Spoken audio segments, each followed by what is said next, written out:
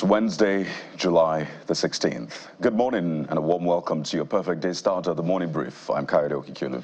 And I'm Jeffrey Uzama, as always, to bring you up to speed with the big happenings in the polity and across the country. Whatever is happening, we'll help you to binge through all of it so that you can make sense of the situation around where you are. Well, Bukola is not here today. She's taking a well-deserved vacation. So for the next couple of weeks, Jeffrey, we're the tag team. Yeah, what can we do? It's the work we do every other day. So in case you miss her, send us your message. We'll send it to her eventually.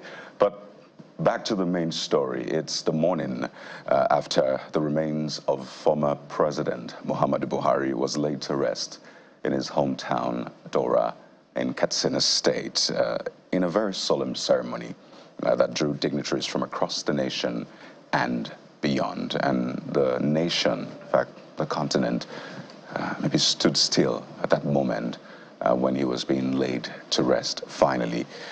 President Bola Tinubu and Vice President Kashim Shettima led a list of dignitaries that included former Vice President Yemi Osinbajo, who was his number 2 while he was in office. We had former Vice President Atiku Abubakar, as well as state governors, members of the Federal Executive Council, and a delegation from the Republic of Niger and Guinea-Bissau. It was a very solemn moment. You could see the crowd thronging his home in Dora just to get a perhaps last glimpse, more importantly, pay their last respect to a man who had a cult following in northern Nigeria, a man they call Say Baba, a man they call Me Gaskia, a man that they love so much, and it was a really sober mood, particularly for President Bola Tinubu, who paid his last respect as well with that iconic bow to former President Muhammadu Buhari's remains. Yeah, I wish we could also hear people were quoting all sorts of things as to when he laid his hands on the body of his predecessor, Muhammadu Buhari. We're not sure what he said. At least I did not hear what he said. But I can imagine the mortality will flash through your eyes at that particular moment to see the man whom you've been allies together politically now no more. He lived a long life, to be fair, by every Nigerian standard, 82 years, when the average age of a Nigerian is about 50-something. But as always said, his watch is ended. What is left of Muhammadu Buhari now is his legacy, and it's a mixed bag, depending on how he related or impacted you, both as a person or as a president. And of course, the whole issue around the politics is now the variable. It was a significant variable in northern Nigeria's politics. As a matter of fact, I was speaking to some persons last night on a sister program, and he said, now is the time for politicians to now go to voters in parts of the north to ask for their support, rather than waiting for leveraging on this image and person. As soon as he lifts his hand, because of his cult followership, he lifts your hand, is almost as good as done for you. But now that rallying figure, which we do not see anyone filling that shoe, not just yet, as far as northern Nigerian politics is concerned, the politicians need to change their permutation and how they look at politics going forward. But let's just help you relive the moment yesterday for the much we could take on the program this morning. It was a long ceremony. We tracked it from all the way from London, when his body was flown down to his final interment almost late evening yesterday in Dora, Katsina State.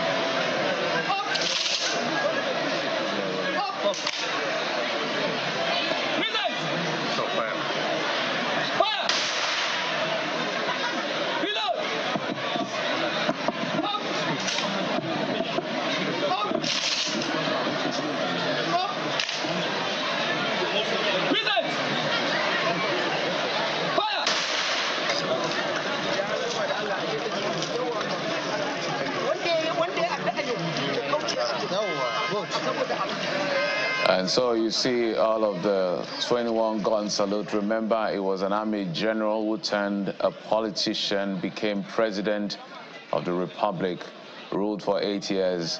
2 years after, he's gone to be with his maker. So according to Islamic rites and tradition, he was buried yesterday, just about 48 hours or so after he passed or he died.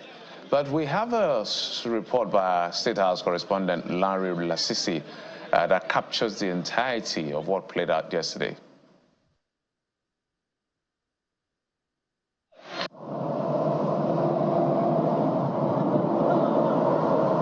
The motorcade bearing the remains of former President Muhammadu Buhari leaves the Katsina airport en route to Daura, his hometown in Katsina State.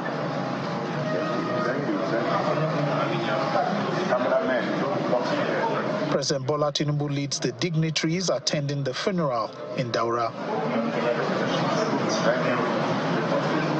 Thank you. Some dignitaries, including former Vice President Atiku Abubakar, former governors, and the chairman of the Dangote Group, Alhaji Aliko Dangote, had arrived earlier for the funeral rites.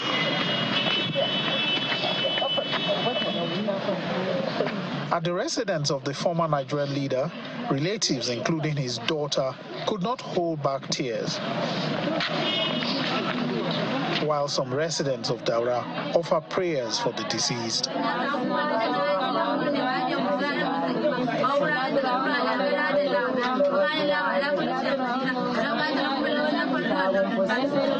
Accompanied by some military officers, the remains of the former commander-in-chief of the armed forces makes its way to the prayer ground for the funeral prayers.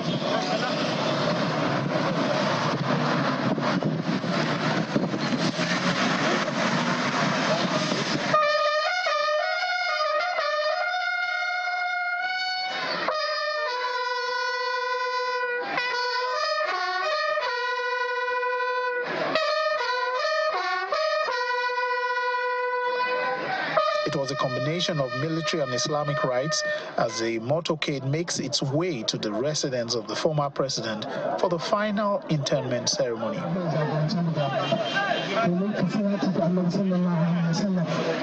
Draped in the national colors, senior military chiefs bear the remains of the former Nigerian leader to the graveside.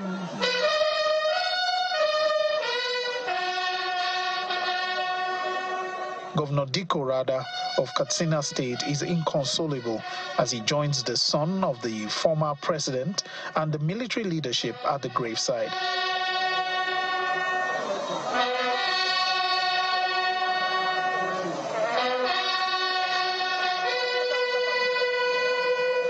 The Chief of Defense Staff, General Christopher Musa, reads the citation of the former president.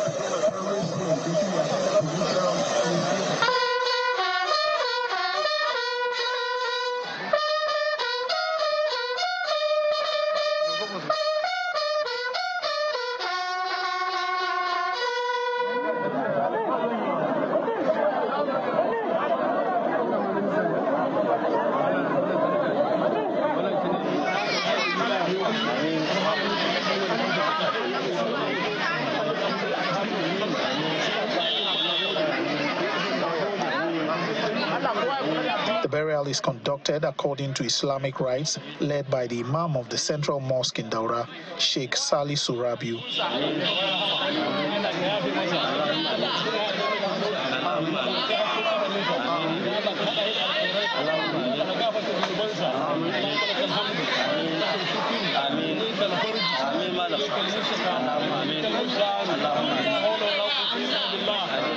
The body is interned at 5:50 p.m.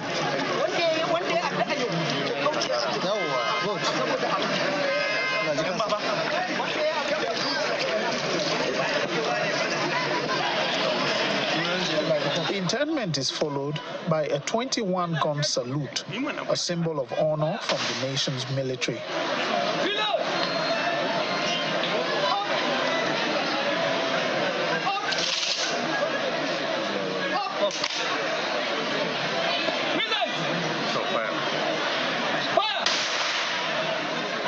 From Daura, Katsina State, Larry Lasisi, Channels Television News. So there you have it. It was a state burial, but as simple as you can have it due to Islamic rites. Again, a reminder to everyone. But one of the other messages that came through yesterday was from the Mayor of London. Recall that the former president died in a London clinic.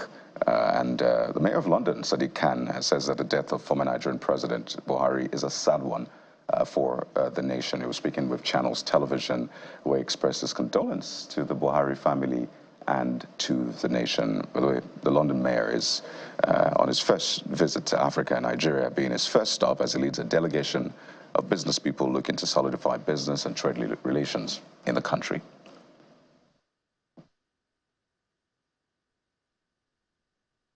I was on the plane when I heard the news that, ex-President Buhari had passed away. My thoughts and prayers are with his family and his friends. It fills me with pride that he chose London to come for his medical treatment. I hope history, judges him kindly in terms of the legacy. Going from the military to, being the president. And it is really important at this time. We put aside politics. We put aside differences, and we, mourn the passing of a former leader of this great country.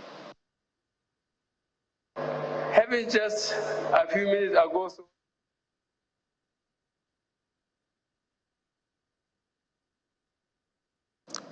Well, that's the Mayor of London, Sadiq Khan, and then the late former president in that iconic and now famous speech in 2015, May the 29th, where he said, "I belong to everybody and I belong to nobody." Definitely condolence messages still pouring in for the family, lots of visits as well. But let's tell you about, well, you could call it danger waiting to happen with infrastructure in the Mowe area of Lagos-Ibadan Expressway.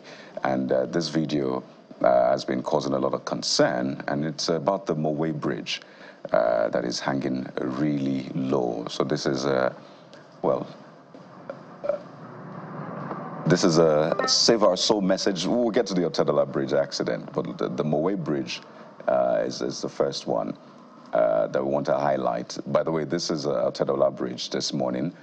Just to give you a heads up, there is an accident outward Lagos. So if you're heading out of Lagos this morning and you're going through Otedola, that's something to watch out for. But here goes the Mowe Bridge.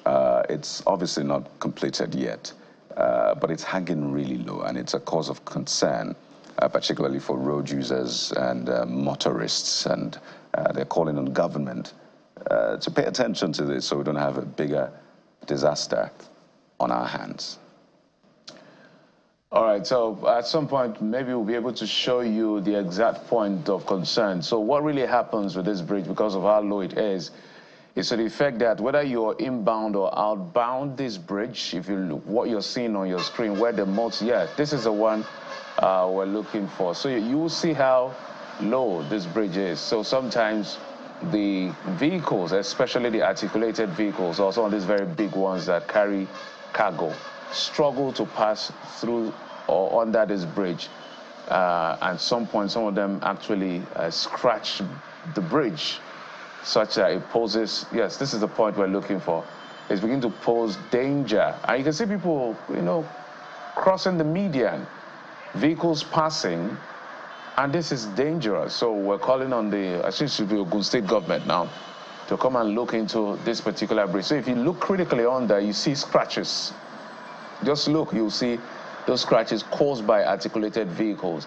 And this perhaps could compromise the integrity and the longevity of this bridge. So it's either this bridge is taken off entirely, or they have to look for another route for these articulated vehicles. But the most important thing, I think, is to complete this bridge or do something. Hey, this is the very point I'm looking for. So you can see. This is beyond the scratch. Yes. This is a major damage. This particular point, that's the one, the visuals I was looking for. Yeah. So this is the Mowe Bridge, by the way. In fact, there was a video just about 2-3 days ago when an articulated vehicle that was bearing a cement mixer was trying to go through, and he actually also hit that bridge. So you can see the damage. This is disaster waiting to happen. So for the people in charge of the road, the Ministry of Works, both at state and federal level, just imagine the kind of disaster, the bigger disaster we'll have on our hands if this collapses. You can see that big damage. So that big damage spills and, you know, says everything, danger, danger, dangerous, harm, dangerous, you know.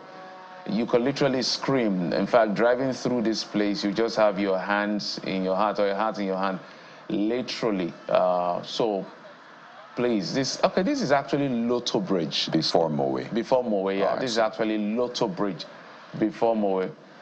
So it's really dangerous. I don't know how much we can say. So Ogun State government or the federal government, which is, I think this is a federal road, please, Minister Dave Umahi, I think, is this Kisha now? I don't know. Is she the one in charge of this, Mrs. Kisha as well? Well, she's Lagos. I don't know that she covers that stretch. So whoever the controller works in the states, as well as the Minister of Works, this is more important than anything right now before we have trouble on our hands. But let's take a listen to some of the people who are reacting to the state of the bridge. We don't have to construct a bridge that will be like this. And once this thing happens, if we have a good government, a safe government, for the first week this thing happened, they would have come to do something about it. Going by the number of vehicles that pass this road on a daily basis, this is too dangerous. It's not safe for anybody to pass under. For me, I can't. For me to see it this way now, like, it's not feel safe because any moment from now, this thing can fall down and hit any car. So you understand the way it is now is not really safe like that. For me, I would like the government. I'm very sure that the government wants to do something like interchange or something like that, which is a very good development.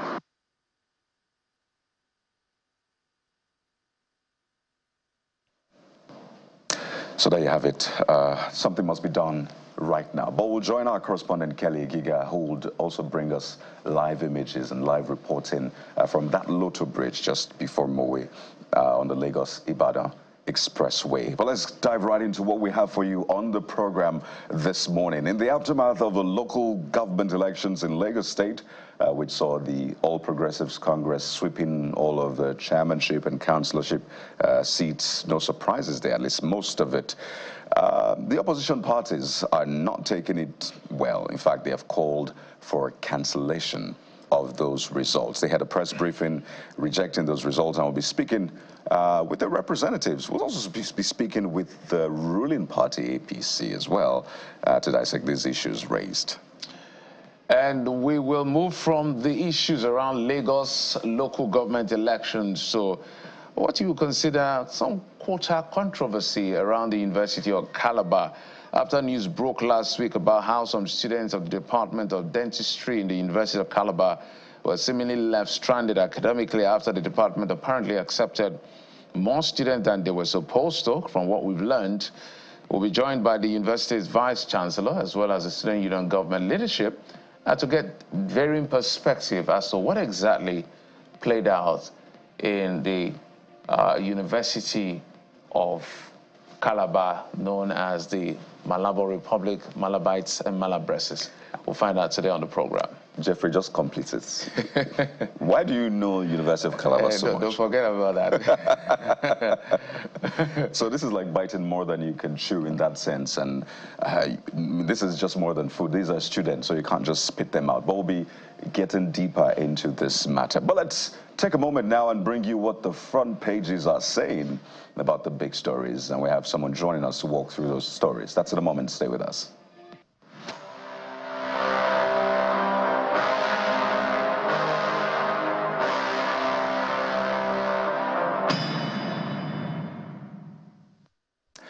So let's get right into the front pages. We have joining us Akintunde Babatunde, who's Executive Director, CJID, formerly the Premium Times Center for Investigative Journalism. Good morning, Akintunde. Welcome to the Morning Brief. Good morning, Kaede. Thank you for having me. It's good to have you. Let's walk through the front pages, Akintunde, and you can almost guess what the front pages have as the big stories. But let's start off with This Nigeria, and it's the way This Nigeria captures this story that is quite striking. And when you take a look at it, you see, and Buhari returns to the earth. That's how this Nigeria captures the big story, not just from yesterday, from Monday, from Sunday. Tears, long faces, gun salute as ex-president remains interred in Dora. Tinubu, African leaders, governors, FEC, ex-governors, really hear you. Business and political leaders witness event. So that's how this Nigeria leads. I hope you can hear me, Akintoday. You can see that image of President Buhari paying respects with a bow to the remains of former President Muhammadu Buhari. So that's President Tinubu paying respect. Of course, you see the mourners as well on that front page, but I understand that we can't see those images yet. So let's see how the Vanguard leads. Yeah, let's bring the Vanguard up now. Also the same thing. Tinubu, some African leaders bid farewell, bid Buhari farewell. But Akintoday, this is a man that's led Nigeria at various times for 10 years as a military head of state and as a democratic leader. You see, just under that big story, Galadima saying, I've forgiven Buhari for any infraction. So it sort of speaks to the complicated relationship that he's had with Nigeria and Nigerians. But all in all, Akintoday, as someone who's covered stories all the way back, what do you think this event will leave with Nigerians? I'm sorry, Kayode, what did you say? I'm asking what you make of, I mean, his death, the burial, all of the messages that have been pouring in. What do you think this would leave with Nigerians, maybe largely in that sense? I think we first have to pay respect to former President Buhari. What I think is interesting to see is that there's been like a convergence of a lot of the political leaders and Nigerians generally, also what leaders, you know, paying respect to the former president. I think that it's not uncommon for someone who's ruled Nigeria for about 10 years in two different eras. I think that it is just normal for him to be respected. You know, for anybody who's been in Nigeria's president, whether for 1 day or for 2 days, it is just very normal that there would be this level of tribute, this level of honor.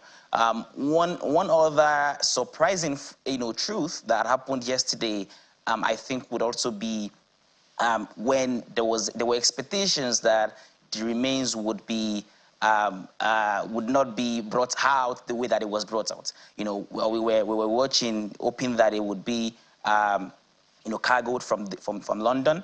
But it was in a more dignifying way where his remains were at the passenger area in the jet, and then it was brought out. I think that a lot of these are just important reflection that says when anybody has served the country, it is just very normal. It is just the needed thing to respect them. And that also then says that I think there's been a mixed reaction. If you've been, what I've been seeing, is that there's been mixed reaction from Nigerians who have one experience about the former president and Nigerians who have another experience about the former president. So you've seen mixed expression of some gratitude and also some disappointment. So which I think for anybody who's been, at the spotlight for being a leader in Nigeria that's very diverse, a country of over 200 million people, I think that what we are seeing is very normal. I also think being the president of the giant of Africa, it's also very normal that a lot of what leaders would also share condolence message to offer their own goodwill and good thoughts for the president remains, and also to extend condolences to the family and to Nigeria as a country. So this is one barrier that I think would dominate the conversations for the longest time, because there were a lot of the honor that the Nigerian state accorded the former president. It came as a well thought out and a well planned event. So that's commendable. That's commendable. Anybody who will sacrifice their life to serve Nigeria, in the best way possible, deserves to be respected. And I think the state's honor was well done. Okay, let's go to the Tribune, where literally every other paper is taking that path of remembering the former president. We may get back to that in just a moment, but the Tribune is leading with something quite different.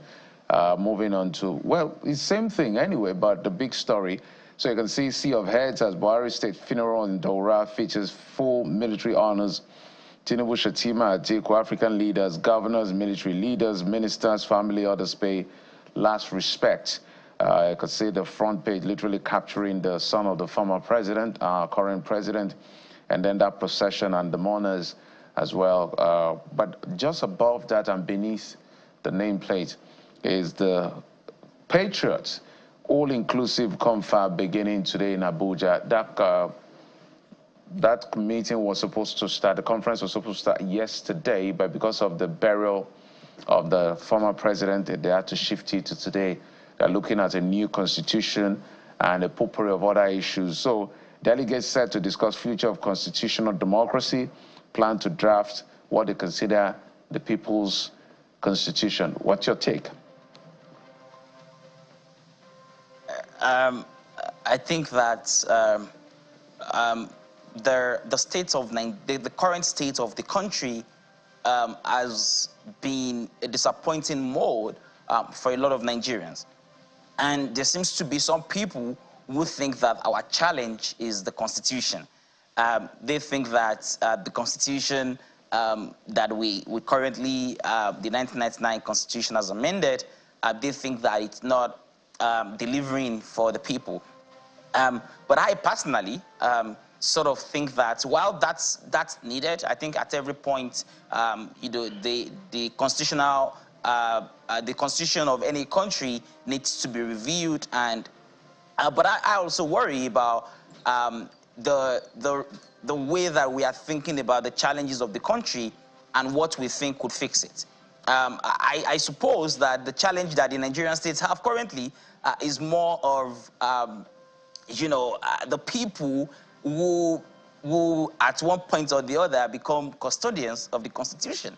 So it's much more. You can have a very well thought out, well laid out, well documented, or well legislated, well drafted Constitution, and if you have people who don't respect the rule of law, if you have people who are very selfish, if you have people who don't believe that they owe allegiance to the people who bring them to power, if you have a country where there is almost no consequence for wrongdoing, then there is, no matter what level of constitution you have, then it's almost going to be business as usual.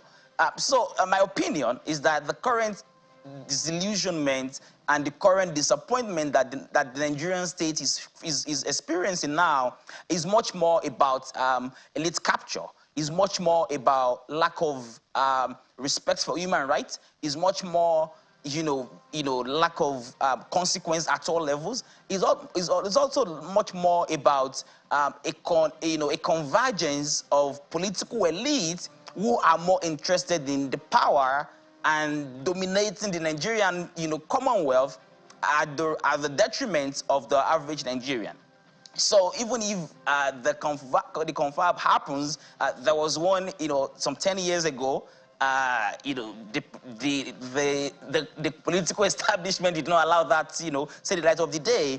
If this happens again, then it's also going to be business as usual if, as a people, we don't have a system that attach consequences for derailing on campaign promises, if we don't have a system that advances human rights, and we don't have a system of government that also believes that it is important to serve Nigeria with all sense of commitment to rule of law, to advancing security, and to ensuring that, we deal with education, health, and others. I think the challenge in Nigeria is more about leadership and quality people who would potentially make the country better. Whether we have a new constitution or not is much more about how much are the leaders ready to, to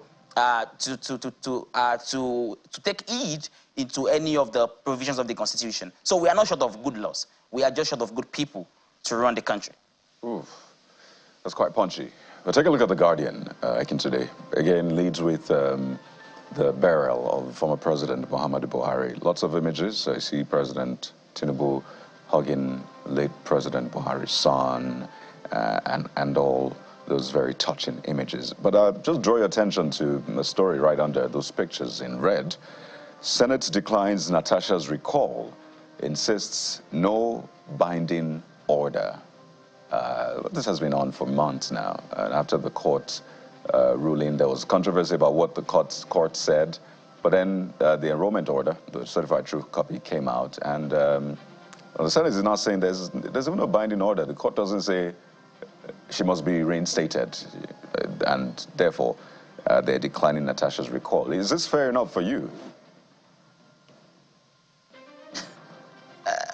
The fact that the initial question was about the constitution, a new constitution conference, and that you're asking the question whether or not the Senate would eat the court order is also a joke and also a paradox, because the fact that we are actually discussing that an elected lawmaker was suspended, for whatever reason, is already a disappointing development. That's already bad enough, because when people, the Constitution guarantees that federal constituencies and senatorial districts would have representatives. So no matter what level of rule you have at the National Assembly, and it's okay for people to be guided by rules. So it's okay for people to be guided by guidelines, So that's not the point. So if any member of the National Assembly has done wrong against the provisions of the rules of the House, it is okay for them to, to face the consequence. But such consequences should not in any way deny the people, effective representation at the National Assembly. So I think the culture where leaders of National Assembly would punish members of the National Assembly, and then suspend them from being active members for performing their legislative duties, I think it's something that we need to condemn in its totality, because it doesn't make any sense in any democratic jurisdiction.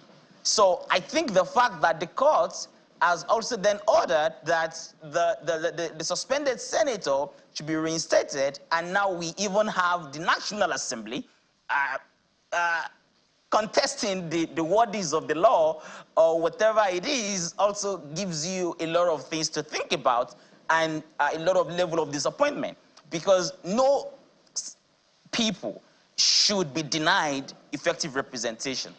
And that's why I said it earlier, right, that we are not short of good laws. So what is happening now is the National Assembly, outrightly saying no to what the court has said. And that's not just the first example. We've seen a lot of such examples in the Nigerian system, over the years. So I think that totally no lawmaker should be suspended from performing their legislative duties. All right, I think that people who elect lawmakers should not be denied representation. Indeed, and that's level. Why there's a recall process. When lawmakers are wrong, right, then they can be made to face the law. And that's why there's a recall process for those same people who elected the lawmaker. But looking at the enrollment order, actually, the 10th paragraph, number 10, which has been contentious, doesn't quite say she should be reinstated. It just says to suspend a member for a period of 6 months equals to a suspension for 180 days, and the same number of days a member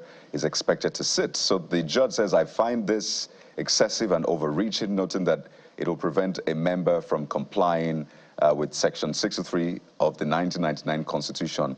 But there's no order, and that's a challenge. So there's meant to be an order if indeed, I mean, as the judge said, that now drives the point home. But if you look through, there is no order as you would expect. So that's where that contention really is. There's no word saying she should be reinstated. But the point has been taken, as you said, and I think that's what the judge was trying to say, but it still lacks that bite. Very good bark, but the bite is what we've not seen. Akintunde Babatunde, we have to thank you so much for your time, at least something to get us thinking as a people, as a nation, and as a government. We've been speaking with the Executive Director of the Center for Journalism, Innovation and Development, Akintunde Babatunde Osejia-Adibaju, by the way, formerly the Premium Times Center for Investigative Journalism. Thank you for your time. We wish you the very best. Thank you for having me. Well, that's a look at the front pages this morning. We'll take a moment, and when we return, we'll talk about Lagos politics. Stay with us. We'll be right back.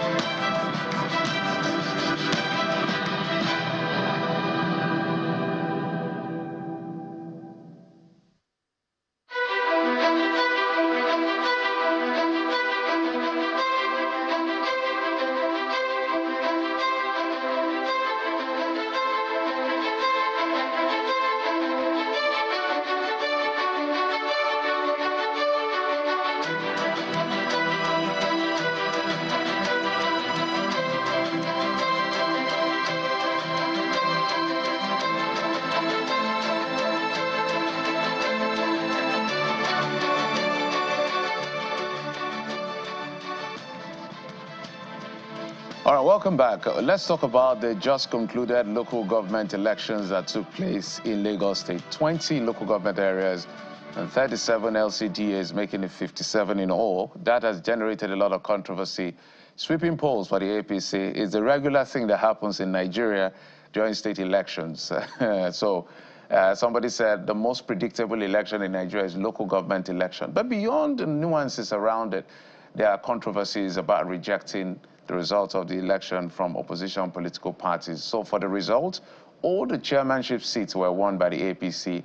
All the councillorship seats were won by the APC except one, I think, that was won by the PDP. And now the opposition are not happy. They are perhaps asking for a cancellation. There's even a case instituted in court by one of the parties. So let's bring in the different sides to the conversation. Let's bring in first the APC Publicity Secretary in Lagos State, Mr. Shey Oladijo. He joins us right here in our Lagos studio. Mr. Oladijo, thanks for coming on the program. Thank you for having me. Good morning. Also right here in our Lagos studio is Dele Oladeji. He's the chairman of our court party, Lagos State. Thank you for coming on the program. And also Rotimi Odunaike is the Labour Party chairman in Lagos State, joining us virtually. Thank you, gentlemen, for coming on the program. Odunaike, let's start with you. I think the best place to start, there was a lot of talk about before the process, during the process, and now we're in the aftermath of the process. What is the biggest, first, how was the experience during the polls? And what are the objections that the opposition parties are calling for as far as this election is concerned? When all of the, thanks for having me. When all of the political parties in Lagos State that should contest an election are not represented on the ballot boxes, that tells you something. And I think this is more around who conducts a state election. Should it be an independent National Electoral Commission or should it be a state electoral commission?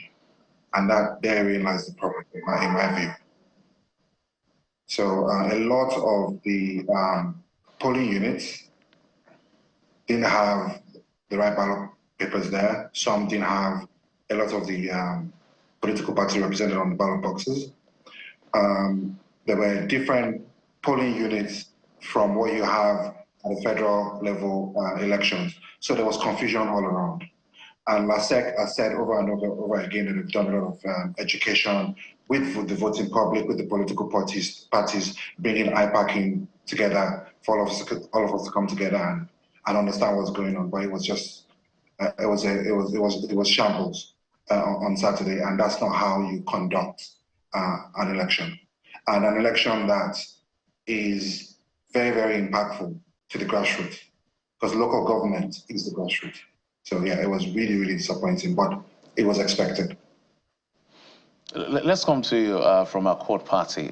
Maybe he has highlighted some of the things as well, and he's going to do a lot of the heavy lifting because his party is in power, so he will respond to all the things you guys have raised. What are your objections exactly?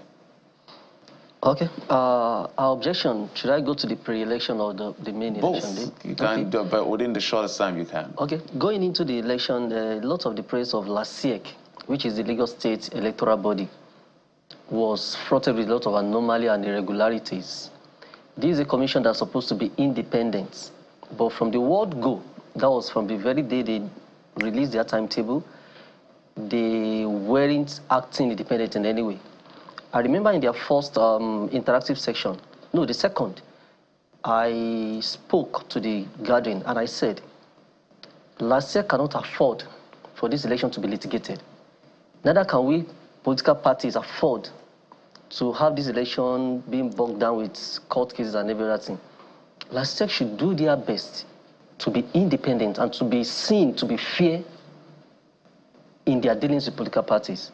But all this interactive section, we literally realize over time that it's just formality. They call us to a meeting, we speak, we share ideas, but they don't take to it. By the time their work or their release or press or whatever come out, it's always in the negative or contrary to what political parties submitted. There was even a particular one I asked them, last year, who are you actually listening to? Because in the build-up to this election, I remember the person of Right Honorable Femi Gbejamila spoke to this election. The ruling party spoke, which is the state chairman for APC, spoke to this election. Then the Lagos State House of Assembly spoke to the local government election.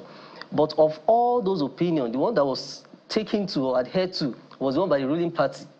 So like, what exactly are you working towards? So we foresee a lot of things going wrong, and it actually went wrong.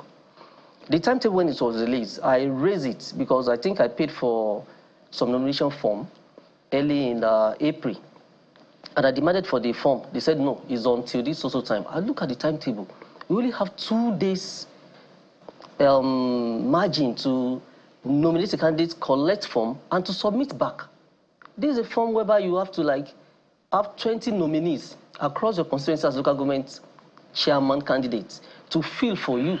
I was like, it won't be practicable. Nobody sees it coming. I even mentioned on the group of IPAC that a time will come, these 2 days, we'll see party chairman running around LASEC like headless chicken. Nobody saw it coming until the day came. Then we were bogged down with one circumstance, that's paying onto the Lagos State platform, the tax revenue platform. It took us days. So from that very word go, everything was bogged down. We have to run a skelter. They gave us 2 days on their timeline. We couldn't effect it for like 4 or 5 days. Even when we finally submitted the form, they themselves couldn't take it in until the weekend, Saturday. So a lot of that benchmark where even they themselves could not even meet up with their timetable. Then we get to a time whereby some parties got their form late to submit. LASEC wasn't collecting again. Why would you just reject candidate's form? We were dragging it a lot, having a lot of discussion. The LASEC chairman was just adamant she's not going to take form. That's why we end up with hundreds of candidates on the opposition party that could not submit their form. However, I think in the ruling party, they are like, maybe they are made in heaven. They got all their forms submitted. There's still a 2 window of, okay, if you want to substitute candidates, in every election we do that. Opposition parties were unable to substitute their candidates, a large number of them. But the ruling party were able. And even the ruling party were even substituting their candidates into a week into the election. There was I was saying that on IPAC forum, and they asked me, give us evidence. I was laughing. Do you think I'll come on this platform and I'll be bluffing? They said, give us evidence. Then I looked through all the evidence I have. One of them that could not be, it's like this. I say, you have an apple in that box. And they said, prove it. If I go prove it, there's always a sleight of hand in politics. Then they change it to orange. They're like, you lied, you said apple. So I looked for a particular one that could not be changed. Then I posted it. Posted the fact, posted the name of the candidate that was substituted, the timeline. They were asking me, how do you know? I said, well, it's happening in Akme. They said, how do you know? Yes, I don't belong to the APC, but one thing is, they said, Yoruba say, it's your body, it's your local. Akme is filled with human beings. We get our feels. Okay, let's come to you. There are some questions that are reserved for LASEC, but their assessments looks like they are saying that LASEC skewed the process in favor of the APC. Is that what you saw? No, there is nothing that could be said to tend towards that. The LASEC released the timetable and the guidelines for the elections. When was the timetable released? I might not be able to really put a time. No, how many months before the election was the timetable released? I think about 3 months or 2 months or thereabouts. And that was to say that all the parties that were taking an election should abide by those guidelines. Those guidelines also have set time for every activity for the election. The parties are not in the business of dictating to LASEC. Perhaps they could advise LASEC. And let me just make it clear, I'm not in brief for LASEC. Like Riley said, there are questions that should be reserved for LASEC.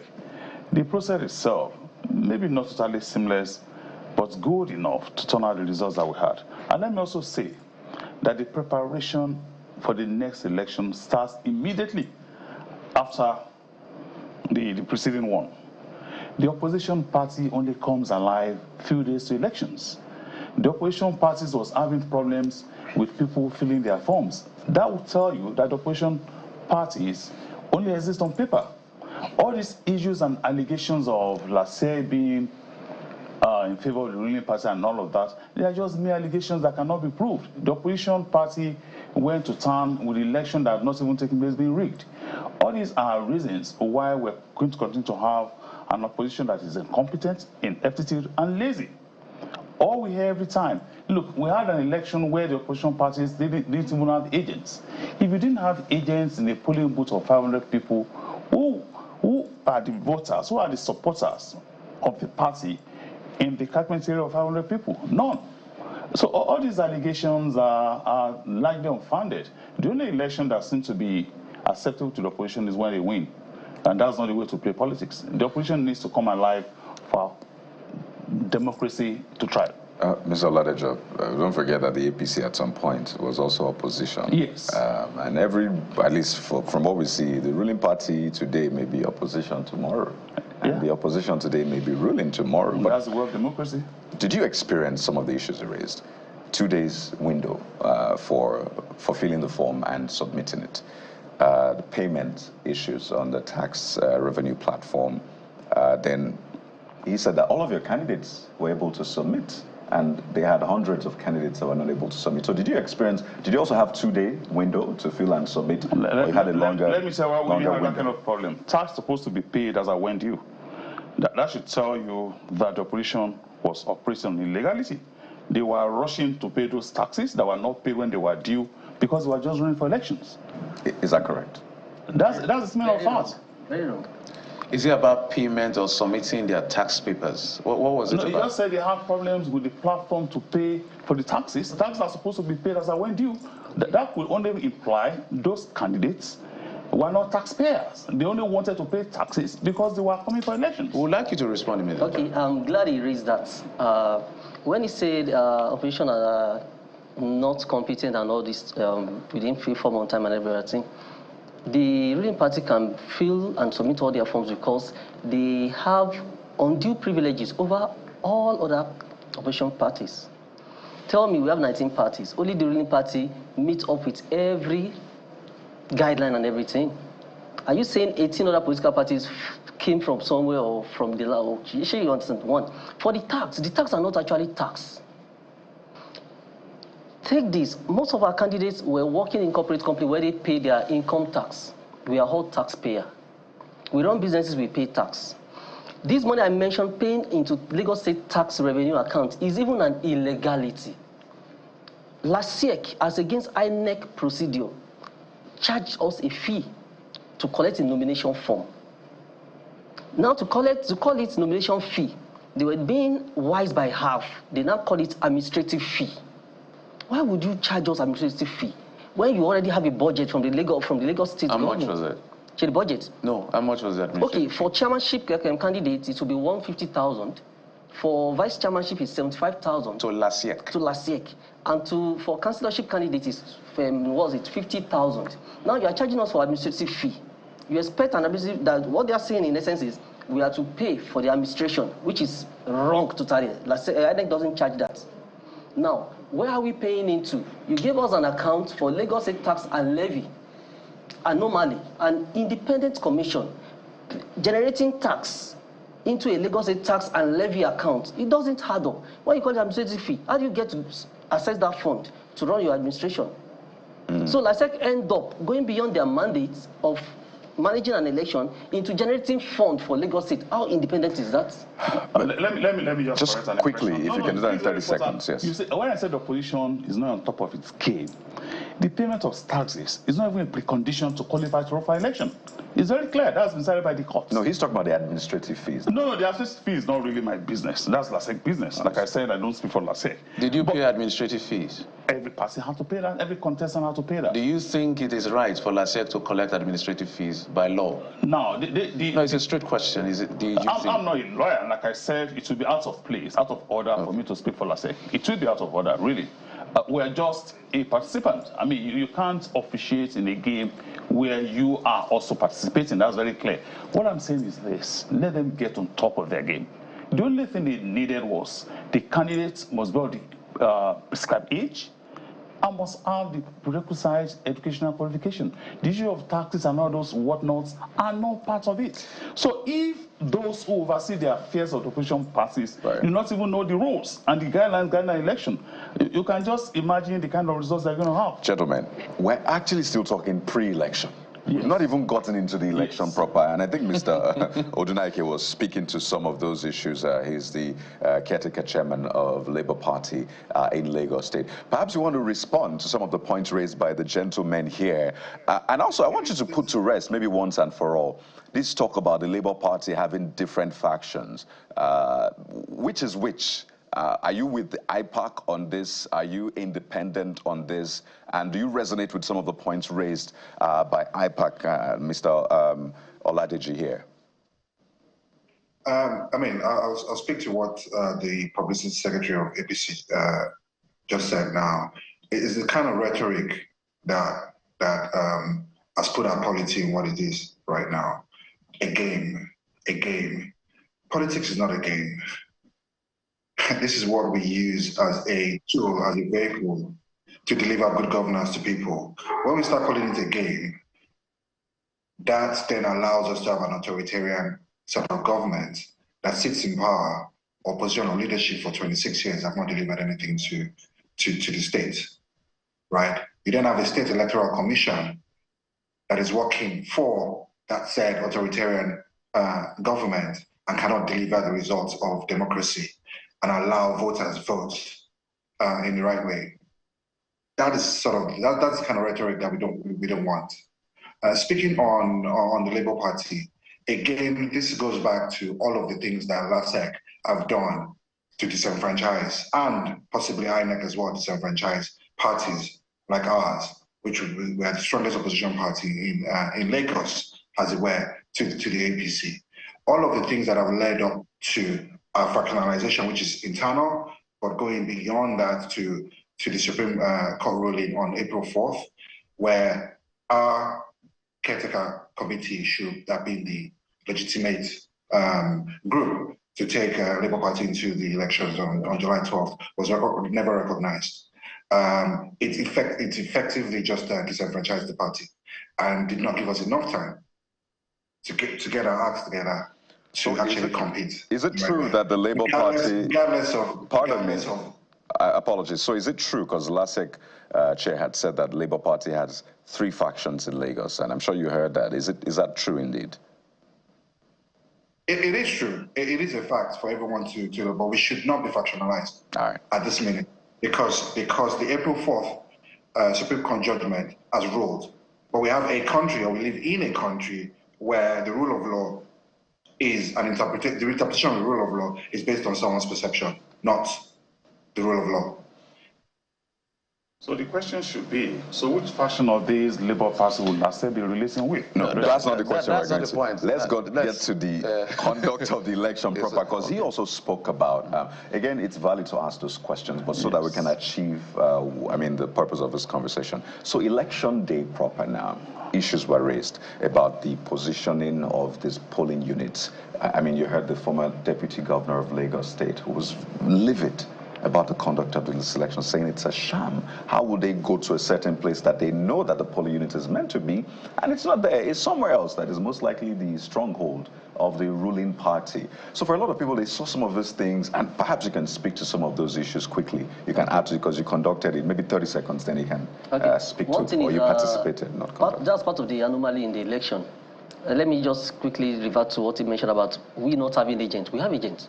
We submitted agent list across Lagos State. Like, let me take an instance of a party, YPP. They submitted for 3,000 plus agents. They were expecting 3,000 plus agents tag. They only got 310.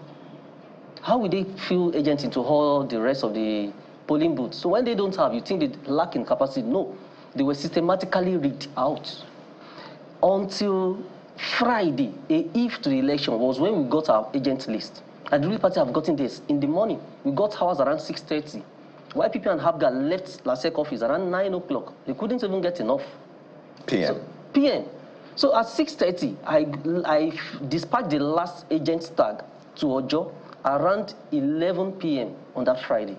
Some church chairmans were dispatching early on Saturday morning. So they systematically rigged out opposition party on the election day. Now, we still have another issue of they pasted some voters list at some polling booths, and the lists were actually not from that polling booth. There was an instance in Agege where a woman came to vote. Unfortunately for her, we have the video. Unfortunately for her, someone in the voting list, the crowd at the voting center, knew the voter's card she was holding. The woman is already late, 5 years ago. They have to where did you get this voter's card from? And they chase her away. So there's a lot of anomaly that was systematically set to deprive the opposition a way to win the election. When you get to the polling booth and your party logo is not on the ballot paper. Quite a lot of them across party line. All right, let me take it. I need to respond to that. We'll come to you in just a moment. Let's take it to the Labour Party man, and because I want you to respond to all of this. I told you you're going to do a lot of heavy lifting. You're the winner, so it's natural for that. So now that both of you are called Party, Labour Party, all of these parties, are you instituting a suit? Are you challenging the process in court? If you feel strongly about the entire thing? I think we're taking this week to, I mean, this is Wednesday. All of this happened on Saturday and over the weekend. So we need to take a week or more, if it were, to sit down internally as a party and then look at all of the other political parties in Lagos State and decide what we're going to do. Okay. We're not trying to, what we're trying not to do is to disrupt the polity. That is not what we're about. I mean, from a Labour Party perspective. But at the same time, the people need to be governed by the people that they want to govern them. And we cannot continue to have an authoritarian government in Lagos State. Let me ask you. Okay, are you worried that Lasiek may have walked into legal line mines that may affect your victory at the polls? No, not at all. Do you know why I asked that question? Yeah. Do you know why I asked that question? Yes. Do you know the reason why the local government election in Rivers State was cancelled? I'll tell you. Section 153, subsection 3 of the Electoral Act was one of the biggest premises, which says that whatever elections are conducted as it is done in the FCC has to be done same with what is done in the local government areas across Nigeria. Subsection 3 of that Electoral Act says if any commission in any state doesn't do it according to section 1 of 150, that election will be invalid. That's why I'm asking. Because issues around timetable when it was released, issues around number of days before the tenure of the end of the people on the seat, issues other than plus these ancillary issues. So I just gave you a background to say, are you worried about your victory? We are not worried. Let me repeat, I'm not holding brief for Lasiek, but we are aware of those timelines about when the guidelines for the election should be released, the number of days, I mean, before the expiration of the current tenure of those who left office. We're aware about those timetable. I also need to put it on record that if there were hiccups here and there, they affected all the participating parties. If polling booths were moved, it also means that the supporters of all the parties, as it were, will be confused about where to go. And really, the opposition party is speaking to all issues, LASEC, APC, and everything. They're not speaking to their internal rankings. They're not speaking about the confusion they would have caused. There are very few supporters or which faction of Labour Party to vote for, or maybe ADC, dividing votes that were not enough among parties that are virtually existing only on papers. These are the issues they should rather address and put their house in order. They have never won an election. I guess the only election accepted to them was when Labour Party recorded the final victory in the presidential election. That was supposed to be fair and fair, but every other election was rigged. They need to look inwards to put their house in order to have any chance of tasting victory in Lagos. It's as simple as that. So let me be clear. You are also saying that in terms of the timeline, yes, some of those, requirements for conducting an election, LASEC didn't meet the standard. They did. They did.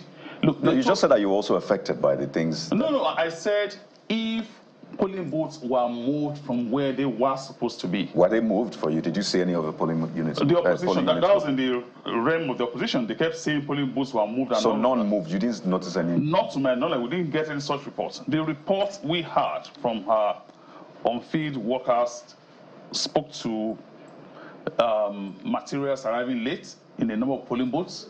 And if materials arrived late in just a handful of polling booths, would that be enough to discredit the process? You didn't get reports of logos, your logos not being on the Not to our knowledge. And that's not our business because our logo was there. So it's not our business to start looking for the logo of other parties. So were your logos missing?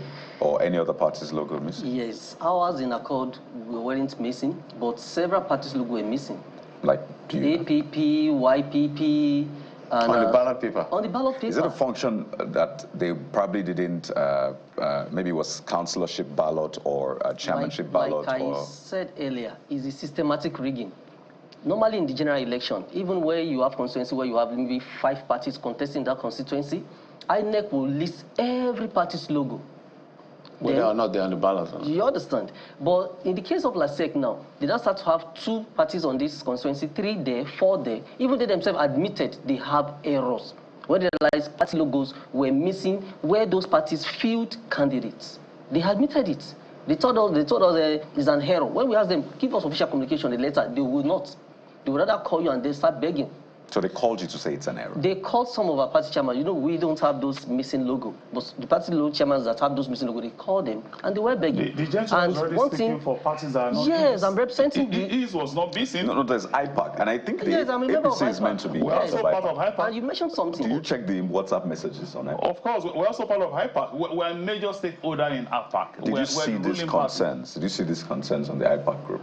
Look, let me tell you, the opposition is known to cry wolves where there are none. And it's just their refrain to discredit the process. What is even more disturbing to me, both of you I want to ask, and then maybe him, because you're the victor here, nobody wants a distortion of the polity, as is mentioned. It's even worrying that there's a constitution and there's an electoral act, and it looks like LASEC, which we will hope they will come here someday, is walking into simple electoral landmines that should have been avoided. No, this still remains in the realm of mere allegations. Let me say that. Let me be clear. Balarabe Musa versus INEC, according to what LASEC wrote to EIE, enough is enough, saying Section 103. You meant INEC, not LASEC? LASEC wrote to EIE, okay, saying that Section 103 that they've raised, according to 150 before the expiration and 30 days before the election, which is supposed to be, they are saying that applies only to the FCT. There is a misinterpretation of the law. But Section 150 says whatever is done with the FCT polls has the same force and equal power, such that if you don't do it that way, by subsection 3 of that same law, that election can be invalidated. And I quoted to you, Yamama, the Supreme Court Justice that read the lead judgment in APC versus Rivers State election, cancelled an entire election based on this premise. So I'm asking what the political parties are doing about simple electoral guidelines. Let me talk to you first. For starters, the LASEC body in Lagos State is headed by a retired judge of the High Court of the state. So as far as the law is concerned, I believe she knows her onions. We were all there at the stakeholders forum, and these issues were never raised. And that was the meeting. No, they were raised. EIE raised it. I'm just giving you. I was there. I was there at the meeting with LASEC, presided over by the chairman of LASEC with all the. Maybe at that forum it wasn't raised, but I just told you where it was raised. We didn't have the issue of the timeline. We didn't have those issues of the timeline. And you know what? When these issues arise, they're not issues meant for rhetorics in the media. I have quoted 2 Supreme Court judgments. I've quoted 2 provisions of the Electoral Act. I could ask the Constitution. The timeline, you can quote me on this, were followed according to the law. I think you should appoint yourself with the Electoral Act with the greatest sense of respect. Let's come to you. Actually, these issues were raised because we have a situation whereby it happened in 2021 too, whereby you have an election on July 12th, and the expiration of the political office holder now is expiring in July 26th. There's no even room for any going to the tribunal or whatever. Why you take someone to the election tribunal? Someone is already occupying office. So that's not the position of the law. I mean, there have been elections that have been overturned. You agree with me? Even when people have been sworn in and all of that. The timelines were followed because we were also worried as a party that we were pressed for time, that there was a timeline for people who are leaving office to be issued, that notice should be issued for the next elections at a specific time. And I can tell you that for free. I don't have to speak for LASEC, that those timelines were followed.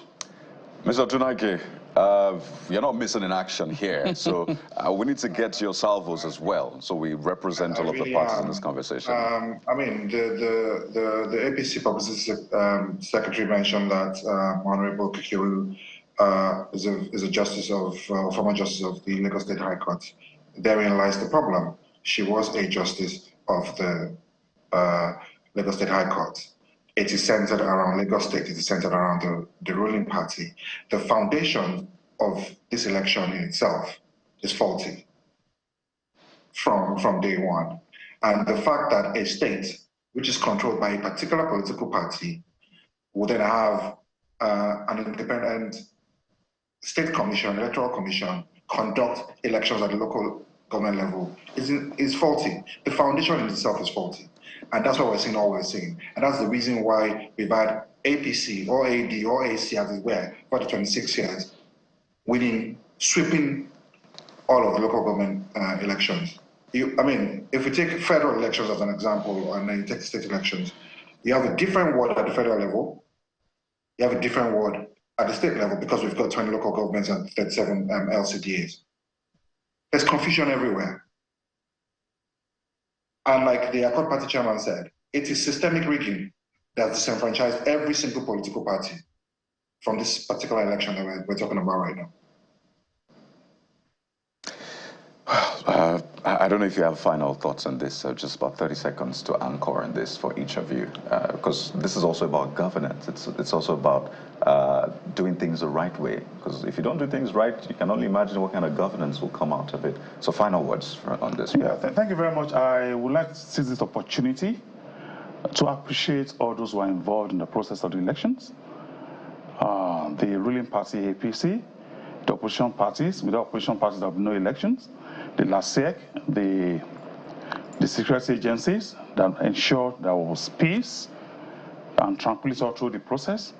And most importantly, the Lagosians, the electorates who renew their confidence in our party to ensure that we have APC at the national, the state and local government levels to ensure continuity and governance. In spite of the social contracts. In spite of the low turnout. In spite of the low turnout, we cannot be blamed entirely on the ruling party alone. And let me also say, we'll blame all the political parties. If we have more efficient, more proven, more committed, more passionate opposition party that is interested in providing credible alternatives, the turnout will be better and our democracy will grow. Thank you, Lagosians. Mr. Aladeji. Okay, one thing about a capable opposition, one thing is, they complain even from the polity, Lagosians on the election days, we are not voting, we know they will still rig themselves in. So that low turnout is not the fault of opposition party. It's a loss of faith and trust in the government in power. That's for one. It's mentioned earlier that they are not concerned whatever the opposition are complaining about the election. It should be concerned. It's like I wore a lace material now, and someone is looking for a lace. They said, oh, my lace has been stolen. I should be concerned. So there's a need for the ruling party to be concerned that 18 parties out of 19 are complaining about an election that you won. So they might steal their list. They should be concerned. Mr. Junaike, I like that analogy. Final thoughts. The polity is broken, and we have to go back to that, because the polity is what drives everything, and the polity is broken because we have the wrong leadership in government.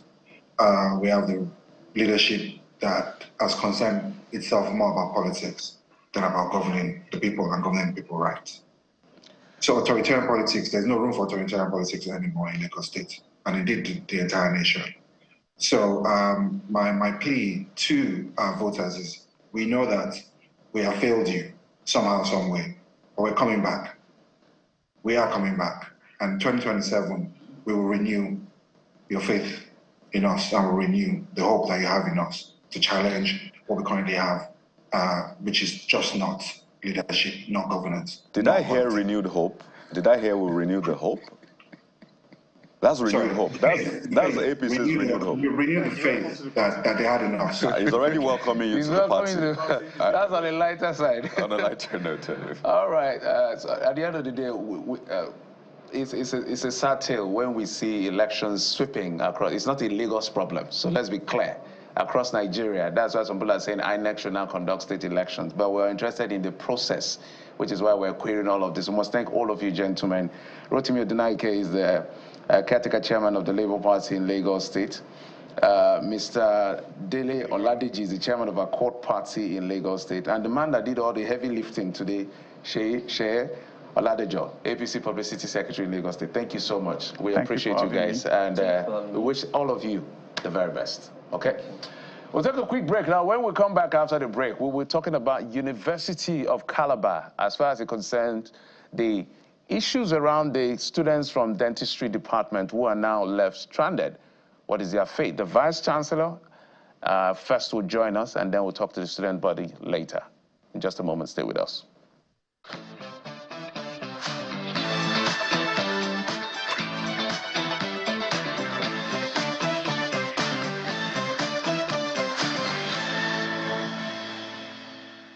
Of Calabar, a controversy around quota and dentistry students. Let's go live now to our correspondent Kelly Ekiga, who is around that bridge just before you get to Mowe on the Lagos-Ibadan Expressway. That bridge, that structure has been damaged and it's compromised. It's almost like a disaster waiting to happen. Kelly, I understand that the residents in that area are not happy, but speak to us about what you're seeing there and what they are telling you. I mean, look at that structure.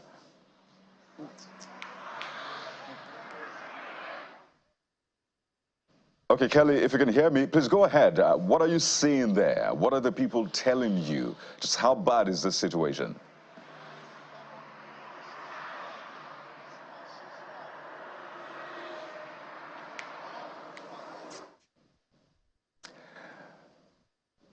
All right, we'll get our correspondent Kelly Ekiga back. Understand that this is a very busy area with vehicles moving. It's like actually one of the busiest routes in West Africa, that Lagos-Ibadan Expressway. But not to worry, we'll get you all of the angles to that, just so we ensure that this disaster wouldn't happen. But Kelly, I understand that you can hear me now. Please go ahead. Yes, it's really difficult getting to hear you, Kayode and Jeff. Good morning. Our exact location is the Lotto bus stop, Mowe axis, Ogun State. It's a busy stretch of the expressway, and that's because these areas are really densely populated. We've been here now for over an hour, and I tell you what, Nigerians, a lot of residents in these areas, you know, have had to cross either to the other side of the road or to this end of the road to perhaps go to their schools, offices, and businesses. Just before I get to the bridge, take a look at the students who are crossing this road at this time of the day, somewhere at almost 8:30, because there's no pedestrian bridge here. These students, or these pupils, I should say, we've seen a number of them this morning having to cross to the other side of the road, despite the risks and dangers on this expressway. That's the story here. That's the big story here this morning, and that's what we have had to observe here since we arrived at this axis of the road. And so they are there now by themselves, and they have to cross. But let's get to the issue why we are here, which has to do with this significant damage caused right on this bridge. The bridge has not even been completed just yet. A month ago, we saw that trending video of a truck which had to go through this particular bridge, which I understand is about 5.6 meters, and caused this particular damage on this axis. When we got to the bridge this morning as well, we saw some residents in this area, some business people in this area also under the bridge, despite the fact that the bridge has been significantly damaged. We still have people who sometimes just sit around the bridge or hang around the bridge or hover around the area as well, despite the fact that it has been significantly damaged like this. Some of the residents here have also expressed concerns about the dangers of this bridge. Before today, I made efforts to reach out to the Controller, Federal Minister of Works, Keisha Olukoide, to get her reaction. Perhaps she declined comments, she declined my calls as well. I'm sure perhaps she's going to refer me again to the Minister of Works, Dave Umahi, because the last time I tried to reach her about something like this as well, she turned down comments and directed me to the Minister of Works, Dave Umahi. She said she had not been given the powers to speak about issues like this. So it tells you about just how reckless sometimes we can be as a people in terms of the driver who actually caused this. You can see another truck using one way. It tells you about poor traffic, recklessness, lawlessness. That's what we see on the Lagos-Ibadan Expressway. And it's so sad because we have government, the Ogun State government, despite the damage caused to this bridge, we got here and we've seen no security agency or traffic management agencies here to perhaps prevent such reoccurrences. You can see a truck using one-way, beating traffic just to perhaps, I don't know where his exact location is. So that's the story here. It's a big question mark for us as a people. It's a big question mark because our infrastructure deficit as well is such a big challenge. And so if this bridge, which perhaps would have cost the government a lot of monies, which also, I must say, infrastructure gobs a lot of budget as a people, as a state, and at the federal level as well. I just wonder how much it's going to cost the government to fix this, or perhaps bring the bridge down and start all over again. Kayode, Jeff. Well, clearly what we need now is action on the part of government. I mean, we can talk about road users as well. You find out that a lot of these people didn't go to driving schools. So what do you expect from people who just got their driving licenses? But Kelly, thank you for the reporting.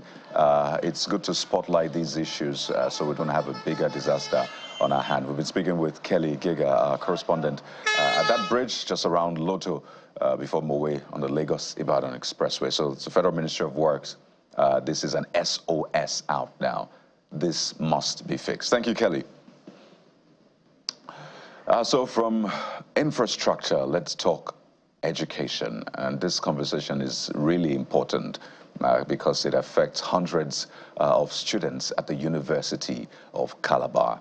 Well, the challenge for them now is the school is saying, well, we overshot our quota for dentistry. We've done that over the years. And now we may have to transfer you to another school.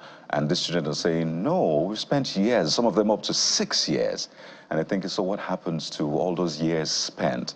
Well, we have joining us on the program this morning to get more understanding of this issue and the way forward for the students whose futures are at stake here. The Vice Chancellor of the University of Calabar, Professor Florence Obi, joins us virtually this morning.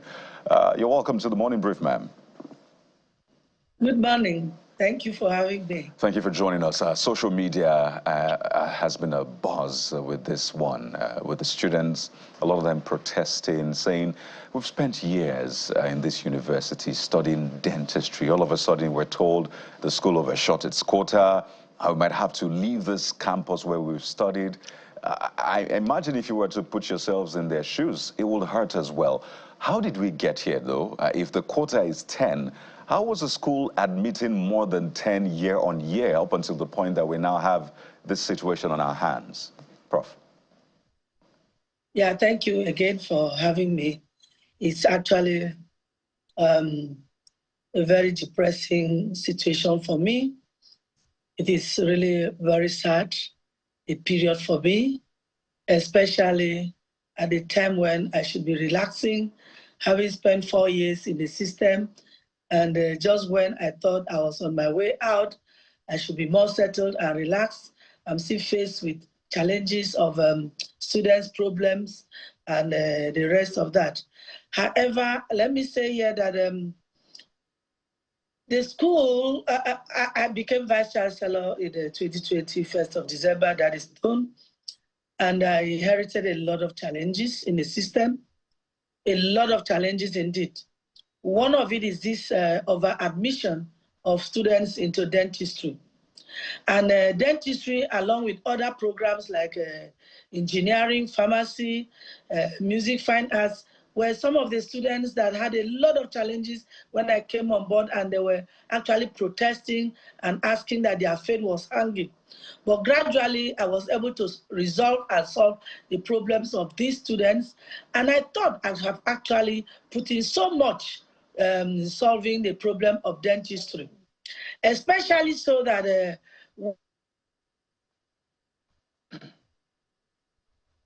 oh dear. We hope we can get the Vice Chancellor back. That's the Vice Chancellor of the University of Calabar in Cross River State, talking about the issue around quota for students of dentistry. who are now left stranded, and she was reliving her experience. As far as I think she's almost due for leaving office or so, if I understand what she's been trying to say to us. But we're trying to get to the meat of the matter. Visi, can you hear us now, ma? Oh, dear. Okay, so we're just trying to see whether we can reestablish connection with her as soon as possible so that she can speak to the issues as far as the students are concerned. Ma'am, can you hear us now? I think I'm yes, I was just trying to let the audience know some of the things, just to recap some of the things you said, but you can land on your thoughts before I throw in my own question. Okay, so the program, our dentistry program actually started in 2013, 2014, and it started with this same aberration of admission of students, and the quota of 10 was given in 2016, and by 2022,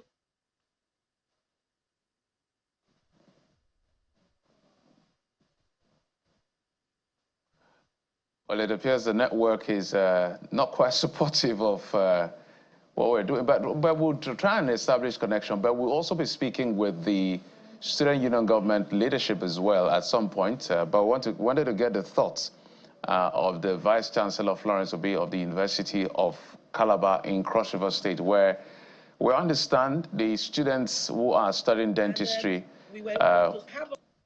Yes, I think we can hear you now, ma'am. Go ahead. I don't know how to diagnose students. I don't know.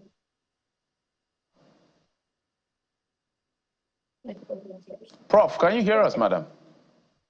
Yes, I can hear you now. Okay, awesome. Please go ahead. Just maybe land quickly on your thoughts so that. Okay, where we are now is essentially because of admission. But for the past 3 years, we haven't admitted students because we're asked not to admit. When they came for the accreditation in 2022, we're told that if we stop admission, they will work out modalities to help graduate as students. And we did stop admission, and they have actually been graduating some sets of our students. Unfortunately, this current set of students are about 30, about 60, and that is why we are having problems. And the council is saying this group is over, it's too much, there are too many, they can't bend backward again to accommodate them. And then we should invite them back to the university, and that's the condition that we are given. Invite us back to reassess your facilities and your staff to see if you have the facilities and the staff to even train the number of students you are training, not to talk of training 60 and above students. So right now we are in the process of re-inviting them back to the university to reassess our facilities. And we are sure that when the Dental Council comes, they are going to increase our quota because we have some facilities on ground now, much more than when they came and gave us the quota of 10. Visi, I think it's commendable to say that I think if I heard you well, if I picked that accurately, you said 3 years ago you stopped admitting. That's commendable. Sure. But on one hand, this is also a systemic failure. This is not a problem of the student, it's a systemic failure where I almost wanted to use the word over-subscription, but this is over-admission in that sense. So how long will it take for the council to come to the school, do their verification, accreditation, whatever name this is called, and get a final outcome so that maybe they can increase your quota? Because the students now are literally in limbo. Their future is hanging. And what is the plan B? What if they come and they still say no? What happens to the student? There has to be a plan B administratively. Yes, the plan B, actually, we are putting in place plan B. And since I visited the council and we're told about the oversubscription or over-admission and the fact that we should be able to send some of the excess students out, we have indeed, we've been working so hard, we have been brainstorming, we have been networking with other universities, we have been networking with programs, other programs within the university to see where we can take some of these students, the excess students, so we are having some options. we are still working on. We may not be able to say conclusively we have the solution, but I'm sure that before end of this week and getting to next week, where I may travel and perhaps plead with Mr. Our honorable minister to give us audience and attention, and to also assist us in some areas, we may be able to come largely with the solution to this. We have discovered that we can move some students around our own university into some other programs, and then the problem really is with the year 5 students, and that is where we have the major challenge. Currently, we have students in year 4, year 5, year 6, and the graduated students who are in their year 7. The year 4 students that I admitted do not have a problem. We will be able to handle that internally because we actually took cognizance of the fact that we had the quota of 10, so we will not have problems with the year 4 students. But the year 5 students that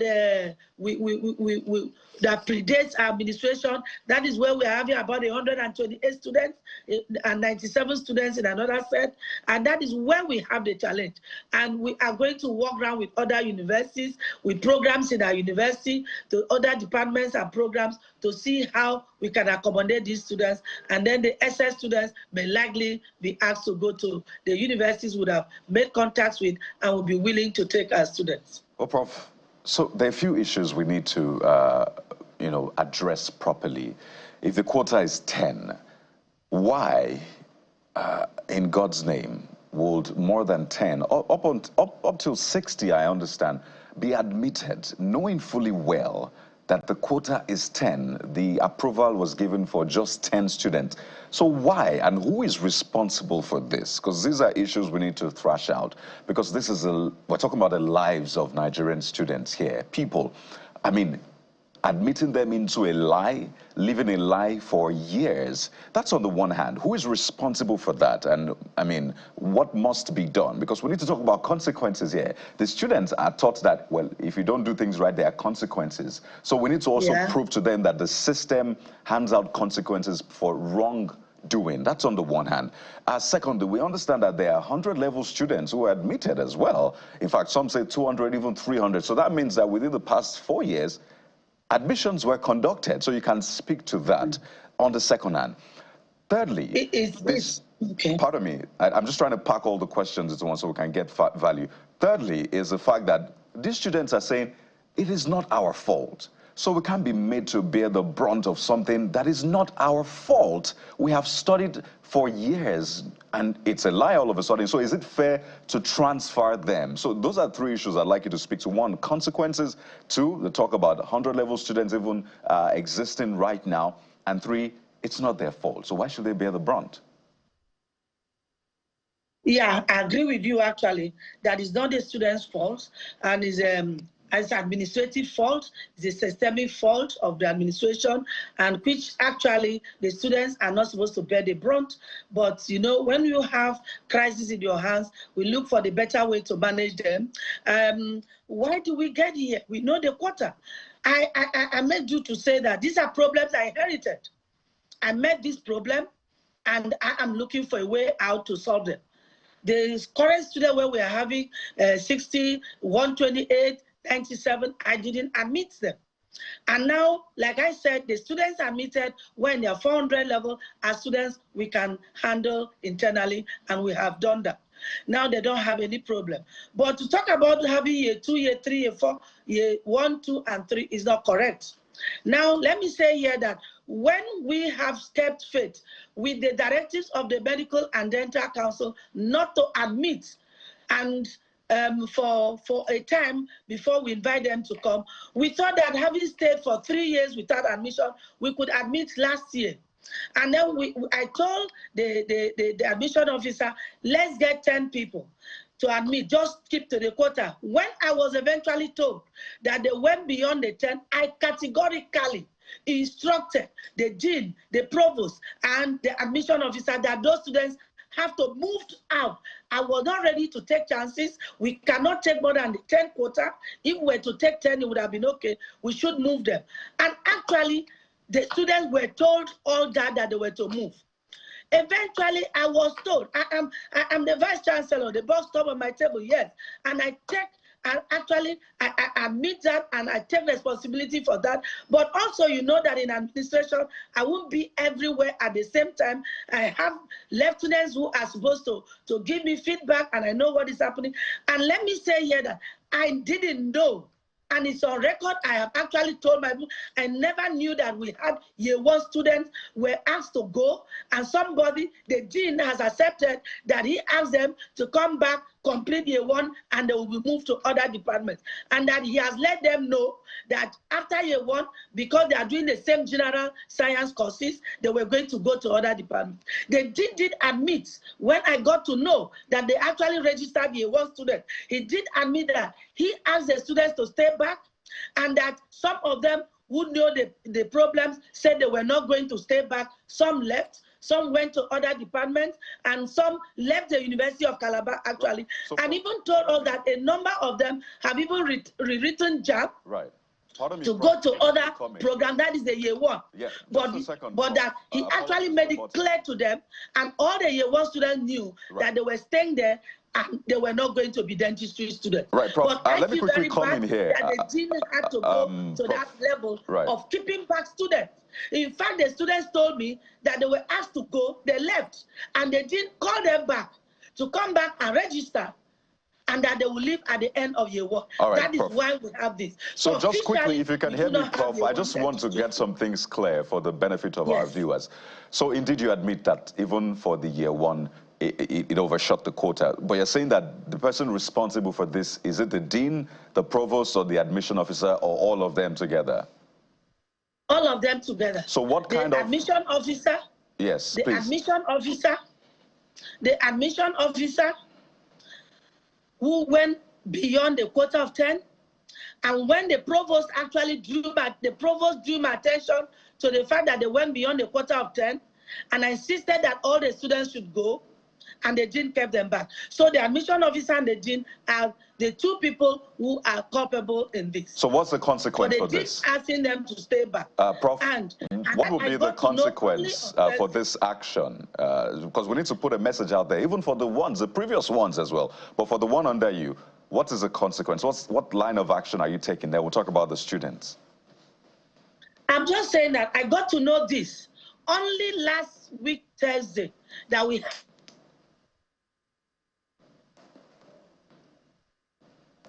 Oh, dear. Okay. Okay, let's just try to get the closing thoughts of the Vice Chancellor and get closure for these students as well. Exactly. Hopefully, her connection will come back. Okay, Vice Chancellor, you can land. You said you found out on Thursday last week. So what's the consequence? And for the students who say we do not want to be transferred, what other option is available for them?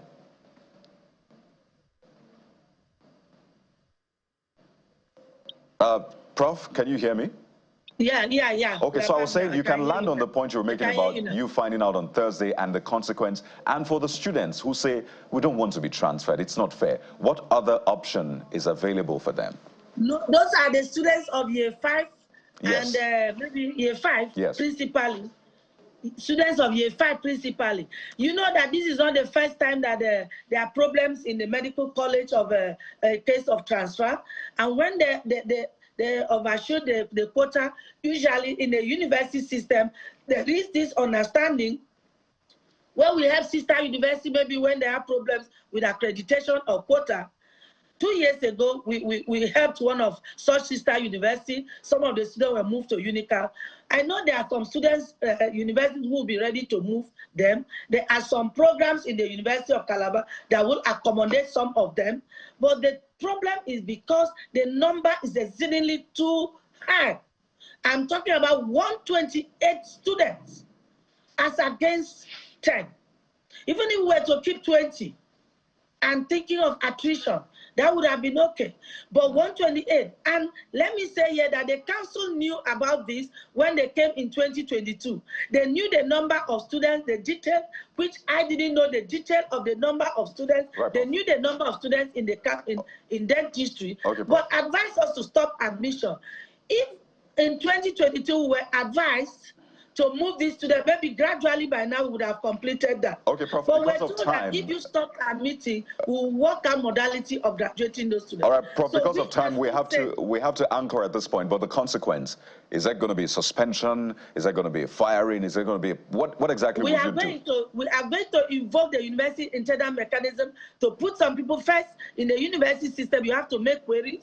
We have to query some people. Right. We have to invoke internal mechanisms to handle that. But definitely, there will be consequences. What about for you? Do you take responsibility as well? Of course, I'm the head. All right. I take responsibility. Even the ones I inherited where I'm having problems, why wouldn't I take responsibility? Well, I am the head. I can't deny that. And I must commend responsibility, and I feel very bad because I have given my time, my energy to get this dentistry problem sorted, and that is why I had full accreditation in my tenure for the MG camp. I have full accreditation from NUC. I have given so much, and that is why I said it's so depressing to me as the head of the institution. I feel terribly very sad. We must commend. This should come up now. We must commend you for taking responsibility. I will be following this up to ensure that these students at least don't get the shorter end of the stick, because as you said, it's not their fault and the right thing is done by them. We've been speaking with the Vice Chancellor, University of Calabar. But let me say, let me just say something here. If you can say 10 seconds. I want to really appeal to the students and to parents, because I've read somewhere where students are getting depressed and some of them are threatening suicide. I want to really appeal to my students to hold it, to be calm, that on my honor, we'll see her together with MG Khan, and I'm going to go to my minister to appeal to him to intervene, because if we have some staff, which is the critical issue, if we have staff, and we know that the minister has given us permission to employ, the student we employ them, we are waiting clearance from Federation Budget Office. When we employ those staff and then get the dental chairs that MG Khan has asked us to do, we will be able to invite them back in the next 1 or 2 months, and largely part of these problems will be resolved. Thank you very much, Professor Florence Obi. To remain calm. Professor Florence Obi, Vice Chancellor, University of Calabar, thank you so much for your time. Thank you. Jeffrey. Oh dear, a lot said, Kayode, in that one conversation just we had. Let's bring in the SUG president of the University of Calabar. Obo Emmanuel joins us now. He will be speaking from the students, and we've heard from the Vice Chancellor. Mr. Emmanuel, thank you so much for coming on the program. Can you hear me? Can you unmute your device, Mr. Obo Emmanuel? Can you hear me? Yes, absolutely. I want to believe you were listening to your Vice Chancellor, Professor Florence Obi, talking about, first, she took responsibility. She also mentioned the fact that she inherited some of these things. Some happened under her watch, which she said there will be severe reprimand, beginning with a query invoking internal mechanism, administrative mechanism, to make sure that, let me use the word, head will roll. Whatever the extent to it is a different kettle of fish. But what do you make of our response? Is it soothing? Does it make you to maybe taper a bit? Sorry, I didn't get to the last part. I was asked, I want to believe you heard the Vice Chancellor. When you heard what she has said, I've acknowledged some of the things she noted. How does it make you feel now?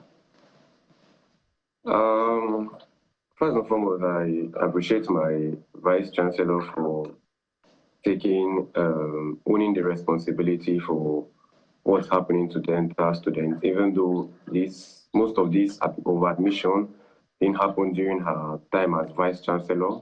It shows that she's a great mother to Nigerian students, especially the University of Calabar dental students. Okay, so what I mean is, again, now that she said this, what action were, because we understand there were protests, or she's even said some of the students are attempting suicide, and maybe they want to take their life because they are frustrated. What action is the SUG taking in that direction to see how they can reconcile all sides in this conversation? Okay, the student union government has made 5 strategic demands from the university management And we are in a dialogue that these demands must be made, because once this demand is being made, we believe that the students will be at peace, because I'm the union president and I've been able to have interactions with the union, the leaders from the dentistry and the students from dentistry, and I've been able to come up with a resolution that is fit for all dental students. What are those resolutions? Okay. First and foremost, the resolutions we're looking at for the awaiting class for graduation, which are 61 in number and 31 people passed their exams. The graduating class are looking for a way that the school can fix up the dental facilities and employ lecturers on time so that their graduation can hasten up. Already the Vice Chancellor promised that before the year runs out, probably in the month of October, they are going to be graduated. But at the same time, the graduating class are also suggesting to the Vice Chancellor that 15 of them or 10 of them can do the graduation alongside with their Mexican counterparts. For the 600 level class, the current 600 level class, their fate lies with whatever happens with the final year class, because the 600 level class are 39 in number. They are 39. And the 500 level A class, because the 500 level, we have two classes, the A and the B. That is the senior and the junior. Now, the senior class have started dentistry, and they are 4 months away from their Mexican counterparts in University of Calabar. They were coming up with a suggestion that they should drop from the dentistry, leave about 30 students in dentistry, then should go to maybe other schools, then the rest should be transferred or absorbed into the clinical science, which we all know as medicine and surgery. Now, here was the logic the student brought. Their Mexican counterpart have gone 4 months ahead. They can start because their Mexican counterpart will finish their 500 level by October, and they will resume by January ending of February. So between that span of October to February, they can catch up with their Mexican counterparts and join them. Now, the 500 level B class, that is the junior class, which are 128 in number, that is the largest in the whole dentistry.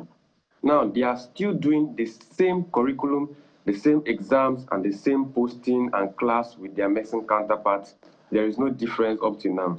We were suggesting to the Vice Chancellor... Okay, Mr. Emmanuel, if you could run through, yes, I will understand your position, but if you could run through the remaining demands, because VC has spoken, you've stated that you came up with 5 demands. Maybe you can highlight all of them so that we can begin to wrap up. Okay. One of the demands is fixing the dental facilities. The second one is employment of lecturers. The third... Oh, dear. Just when we're about to get the demands of the students, Mr.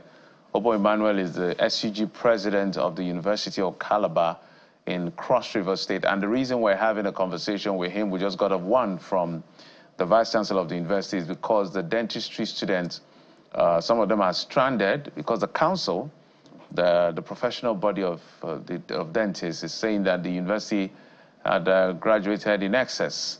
Their quota is just 10. So the big question as to what went wrong, that when you clearly know what the council has stipulated as a requirement for number of students being admitted, why do you admit? But it looks like a logjam, but the Vice Chancellor has promised that all hands on deck right now to ensure that this is sorted as quickly as possible. Mr. Emmanuel, so we just have 1 minute with you, so you can run through the demands. I think you stated 2. What are the remaining 3? Okay. Sorry for the break in transmission from my network. The first demand is fixing the dental clinic in the University of in Teaching Hospital. The second one is getting more dental chairs. The third one is fixing the dental clinic inside the university. The fourth one is employment of lecturers. And the fifth one is absorbing students into medicine and surgery. Mr. Manuel, we must thank you. We hope that there could be, with all of these demands, I'm sure it's on the table of the Vice Chancellor, who is also relating with the federal ministry in charge of education in the country. Our worries over the students who are now in this sort of momentary limbo, and we're sure, hopefully, this will be resolved as soon as possible. Obo Emmanuel, SUG President, University of Calabar, Cross River State, thank you for coming on the program. We appreciate it. Thank you very much. God bless you. Okay, I can imagine the dilemma. I just, you don't want to be in the position of those children where you went to school, you know what it takes to get your 5 credit, and then you get through JAM, and then at the point of graduation, you're told. And this what we just talked about, if you go across universities in Nigeria, this is dentistry. There are other universities as well. There are universities I heard they've not done convocation for like 10 years, 7 years. So that means no certificate was handed over to the student. Just simple things that are just incomprehensible. It's almost diabolical, really, when you think about it. And that's why we must ensure that there are consequences for actions such as this. We must commend the VC as well for taking responsibility. But even retrospectively, because some of these people were admitted 6 years ago, 5 years ago. I mean, why would you go beyond that? There must be consequences. So for the leadership in those times, there has to be consequences, because we must teach these young ones that there are consequences for wrongdoing. I mean, they are the ones affected. We don't want them to grow up and think there'll never be consequences, so you can do anything, all right? So for this UNICAL matter, for the Ministry of Education and all of the authorities responsible, and even the school authority, there must be consequences. But let's turn our attention to some of the videos making the rounds and how you've been responding to them. And I think this conversation which we had with former presidential aide, Mr. Femi Adesina, yesterday during our special program, Farewell Buhari, has gotten a lot of Nigerians talking. And just take a listen quickly to some part of what he said. And maybe we'll give some more context for what it's worth. It may not be worth a lot, but for what it's worth. Take a listen to Mr. Femi Adesina. He was just a simple person. Very, very simple. Straight, honest, accountable, disciplined. Disciplined. I've never seen a man more disciplined than President Muhammadu Buhari. And these were the things that attracted me to him. He always had his medicals in London, even when he was not in office. So it was not about the time he was president alone. He had always had it in London. And then you have to be alive first to get certain things changed or corrected in your country. If he had said, I'll do my medicals in Nigeria just as a show-off or something, he could have long been dead, because there may not be the expertise needed in the country. But he needed to be alive to be able to lead the country to a point where we will have that expertise. So maybe for what it's worth, as I said, very little, maybe. The context is a timeline he gave, and I'm not speaking in support of him, but just to understand the context. He gave a timeline that before he became president, he was seeking medical attention abroad.